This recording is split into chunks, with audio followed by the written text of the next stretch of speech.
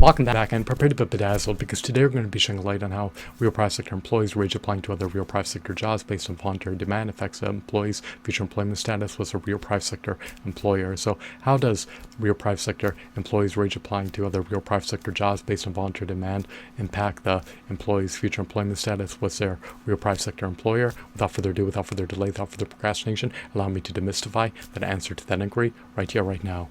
Real private sector employees' wage applying to other real private sector employee jobs based on voluntary demand affects the employee's future employment status with their employer, since it often culminates in them resigning from their position with their current employer to be able to fulfill the same position at another company that offers them a higher wage and such or more tolerable work conditions than their former employer offered them. It is easier for a real private sector employee to sustain working a real private sector job based on voluntary demand for a prolonged period of time when it offers a higher wage and when it offers more tolerable work conditions. Succinctly stated, it can be deduced that an employee's future employment status with his current employer is pending resignation when he's in the midst of wage applying to other real private sector jobs based on voluntary demand.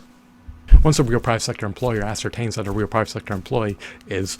in the midst of wage applying to other real private sector jobs based on voluntary demand, then the real private sector employer becomes all the more aptly poised to summarily bereft the real private sector employee of his real private sector employee job based on voluntary demand.